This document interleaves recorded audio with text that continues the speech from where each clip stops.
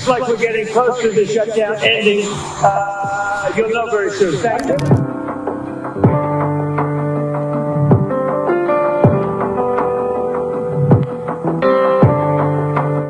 Hey viewers, you're watching The Savera and I'm Vidhi Joshi.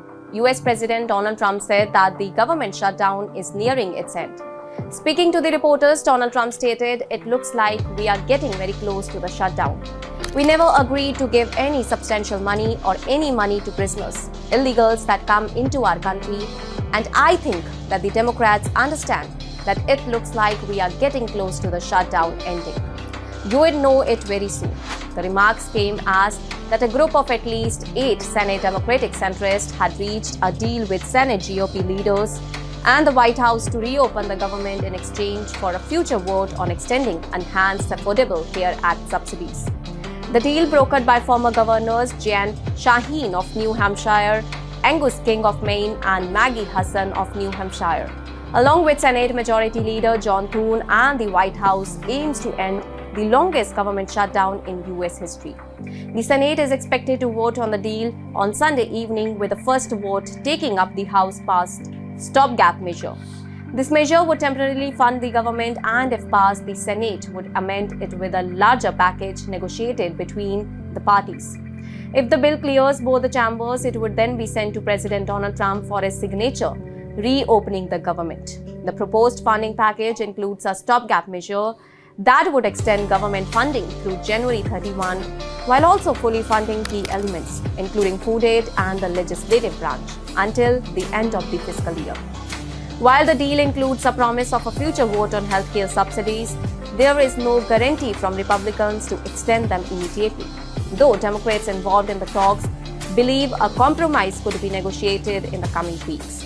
Senator Angus King, who led the negotiations, said that Democrats backing the legislation felt the shutdown had gone on long enough. While some Senate Democrats, including Richard Blumenthal, have expressed opposition, others like Tim Kaine, Jeanne Shaheen, Maggie Hassan, and Angus King have indicated their support. Senate Democratic leaders, including Chuck Schumer, have not yet endorsed the deal and continue to express concern that it does not directly address the extension of healthcare subsidies. House Democrats have also criticized the agreement, with members like Greg Casar calling it a betrayal of Americans relying on affordable health and coverage.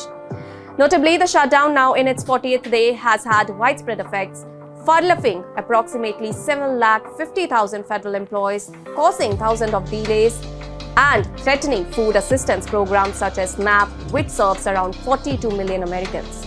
Courts have ordered partial payments to continue, though the Trump administration has limited all these disbursements to 60% and threatened states that attempt to pay more. The shutdown began on October 1 when the Senate failed to agree on spending priorities. Since then, Democrats have pushed for an extension of ACA tax credits, which doubled enrollment in health coverage to 24 million Americans, while Republicans have insisted that government funding must be resorted first. President Donald Trump has continued to push for replacing subsidies with direct payments to individuals, a proposal criticized by Democrats such as Adam Schiff, who argued it would undermine coverage for people with pre-existing conditions. As negotiations continue, both the parties are under pressure in order to resolve the shutdown and restore funding, with the Senate expected to vote on the stopgap measure soon and the House set to deliberate on the amended package in the coming days. That's all for now. Stay tuned to The Savera for more updates. Do like, comment, and subscribe to the channel.